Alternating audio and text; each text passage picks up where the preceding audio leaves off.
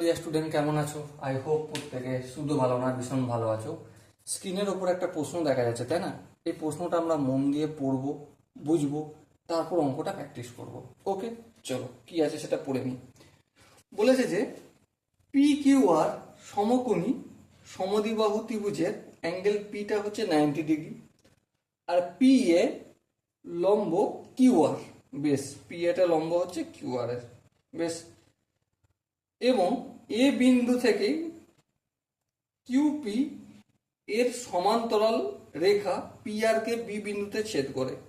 যদি A B equal to 4 semi হয় তাহলে কিউ আর ইকুয়াল টু কত? চলো কিছুটা বুঝলাম, কিছুটা বুঝলাম না, মোটের ওপর কিছুই বুঝলাম না।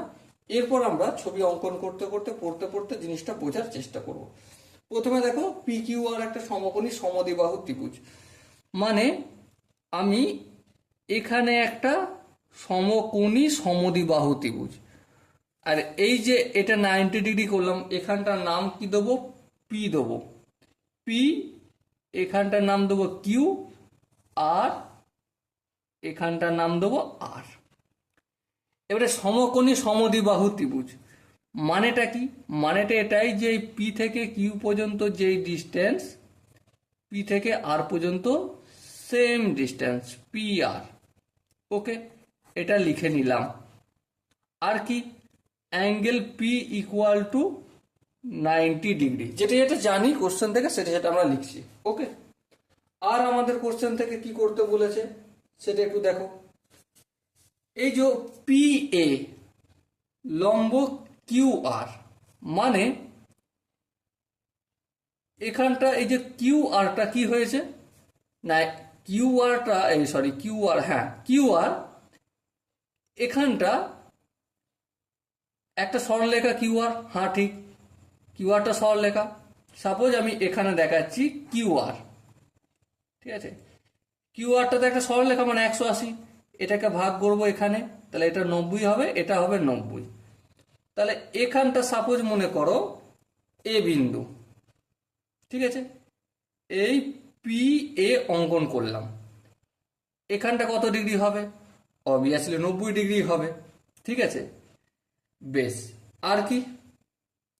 এটার মানেটা কি দাঁড়ালো যে পি এ লম্ব কিউ আর।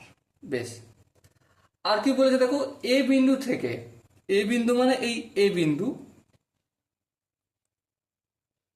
কিউপি মানে এইটা হচ্ছে কিউ আর পি, সরল রেখা পি আর কে বি বিন্দুতে ছেদ করছে। মানে কিউ আর এর সমান্তরাল রেখা, এই যে পি কিউ এর সমান্তরাল এখানে একটা অঙ্কন করলাম, ঠিক আছে? যেটা পি আর কে বি বিন্দুতে ছেদ করছে, এইটা ছেদ করছে। তার মানে কি? এটা লিখে রাখি যে পি কিউ সমান্তরাল এ বি। ওকে, বুঝলাম।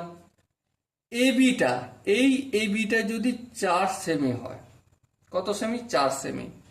তাহলে কিউ আর, কিউ আর কোথায় খুঁজে দেখো, এই কিউ থেকে আর পর্যন্ত ডিস্টেন্সটা কতটা সেটা আমাকে বলতে হবে। ওকে, দেখো আমরা নর্মাল একটা গল্প বলবো, এক গল্পতে অঙ্ক শেষ করে দেবো। কি শেষ করে দেবো? এই দেখো, এই আমরা প্রথমে কি করেছিলাম? প্রথমে এ থেকে পি পর্যন্ত একটা অঙ্কন করেছিলাম, যেটা কত ডিগ্রি? এখানটা কত ডিগ্রি? 90 ডিগ্রি। হ্যাঁ ঠিক। আচ্ছা, এখানটা যদি 90 ডিগ্রি হয় তো এখানটাও কত ডিগ্রি হবে? অবভিয়াসলি 90 ডিগ্রি হবে। এখানটা প্রত্যেকে বোঝা গেছে নিশ্চয়ই। আচ্ছা, সমকৌণিক এই যে অঙ্কন করা হয়েছিল 90, এখানটা 90 ডিগ্রি হয়েছিল, পি এ লম্ব কিউ আর, তার মানে এখানটা কত ডিগ্রি ছিল? পিটা ছিল 90 ডিগ্রি। এটা কি হলো? দুটো ভাগে ভাগ হলো। এদিকটা কত হয়ে গেল? 45 ডিগ্রি, আর এদিকটা কতটা হয়ে গেল? 45 ডিগ্রি, তাই তো? এবারে এখানটা কতটা? 90 ডিগ্রি। হ্যাঁ। আচ্ছা, এই কোণটার ভ্যালু নিশ্চয়ই বলতে পারবো অনায়াসে। কত বলতে পারবো? অবভিয়াসলি 45 ডিগ্রি হবে, কারণ ত্রিভুজের তিনটে কোণের সমষ্টি 180 ডিগ্রি। ওকে, নো প্রবলেম, বোঝা গেল। এরপর দেখো এই যে এবি রেখাটা, জিনিসটা মন দিয়ে বুঝবে। এবি রেখাটা কার সঙ্গে সমান্তরাল? এই পি কিউ এর সঙ্গে সমান্তরাল। হ্যাঁ, তাহলে এই এখানটা যদি 90 ডিগ্রি হয় এই পি কোণটা, তাহলে এই কোণটাও কত ডিগ্রি হবে? অবভিয়াসলি 90 ডিগ্রি হবে। হ্যাঁ ঠিক, এই 90 ডিগ্রি অঙ্কন করলাম। ওকে, এবার আমার কি কি বলে দিয়েছে, কি কি জানি সেগুলো একটু অ্যাপ্লাই করব।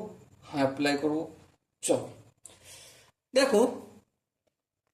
এই যে ত্রিভুজ এ বি পি, ত্রিভুজ এ বি পি, এই ত্রিভুজটা আমি এখানে একটু শর্ট লিস্ট করে অঙ্কন করছি, ঠিক আছে?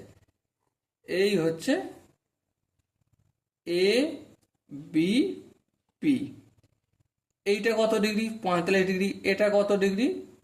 90 ডিগ্রি। আর এখান থেকে এখানে ডিস্টেন্সটা কতটা? 4 cm বলেছে, তাই তো? হ্যাঁ, সেন্টিমিটার। আচ্ছা, তাহলে এবার একটা কথা বলো, এখানটা যদি 45 ডিগ্রি হয়, ঠিক আছে, তাহলে আমরা এখানটা কতটা নির্ণয় করতে পারি? হ্যাঁ, নির্ণয় করতে পারি। আচ্ছা, এখানটা যদি নির্ণয় করতে হয়, এই 45 ডিগ্রির সাপেক্ষে এটা কি? এটা লম্ব। আর এটা যেহেতু 90 ডিগ্রি, তাহলে এটা তো সবসময় অতিভুজ। তাহলে লম্ব বাই অতিভুজ মানে A B by AP, A B by AP equal to কি? লম্ব বাই অতিভুজ সাইন 45 ডিগ্রি, তাই না? সাইন 45 ডিগ্রি লিখলাম। দেখো আমরা কি করছি, জ্যামিতির সঙ্গে ত্রিকোণমিতির মিক্স করে করছি, তাতে অঙ্কটা খুব সহজে কম বুঝেও করা যাবে, তাই না? এ বির ভ্যালু কত? 4। এপিটা এপি থাকলো। সাইন 45 ডিগ্রির মান কত? সাইন 45 ডিগ্রির মান হচ্ছে 1/√2। হ্যাঁ, তাহলে এপিটা এদিকে গেলে কি হয়ে যাবে? 4 × √2 ইকুয়াল টু এপি। তাহলে এপির ভ্যালু আমি পেয়ে গেলাম। ওকে, এবার যে কথাটা বলবো সেটা আমাদের মনে রাখতে হবে, খুবই ইম্পর্টেন্ট জিনিস। এপির ভ্যালুটা পেয়ে গেলাম। এবার দেখো এই যে এপি যার ডিস্টেন্স পি এ বা এপি যাই বলো না কেন, এপিটা ইকুয়াল কার সঙ্গে? হাফ অফ কিউ আর এর সঙ্গে ইকুয়াল। বোঝাতে কি পারলাম? এইটা আমরা থিওরি পার্টে আলোচনা করি যে সমকৌণিক বিন্দুটা, এই সমকৌণিক বিন্দু এটা থেকে পিটা তো সমকোণ ছিল, তাহলে সমকৌণিক বিন্দু থেকে সমকোণ পর্যন্ত যে দূরত্ব, এইটা এই অতিভুজটার কি হয়ে যাবে? হাফ হবে। তাহলে সেটাই লিখলাম। হ্যাঁ ঠিক, তাহলে এই যে পি এ এর ডিস্টেন্স জানি, হ্যাঁ 4√2, এই 4√2 লিখলাম। 1 2 আছে, এদিকে আসলে 2 হয়ে যাবে, ইকুয়াল টু কিউ আর। তাহলে 4 2 কত হলো? 8√2 ইকুয়াল টু কিউ আর। দেখো খুব সহজে আমরা বের করলাম। এবার দেখো এখানে যে 4টে অপশন আছে, তার মধ্যে option B is the right answer. So dear student, I hope তোমরা প্রতিটা স্টেপ বুঝতে পেরেছো। শুধু এই স্টেপটা একটু বুঝতে পারার কথা নয়, এই স্টেপটা কারণ আমি একটু ইন্ট্রোডাকশনের পার্ট আলোচনা করেছি, এখানটায় ইন্ট্রোডাকশনের পার্টের কথা আমি বললাম। এবার যদি এখানটা বুঝতে হয় তো ডেফিনেটলি ইন্ট্রোডাকশন পার্টটা অবশ্যই দেখা দরকার আছে। ওকে, তো ভেদক ও মধ্যবিন্দু সংক্রান্ত যে উপাত্ত ইন্ট্রোডাকশন পার্ট আছে ওটা অবশ্যই দেখবে। আর দেখা হবে আমাদের পরবর্তী সেশনে। ততক্ষণ পর্যন্ত ভালো থেকো, সুস্থ থেকো এবং জয় হিন্দ।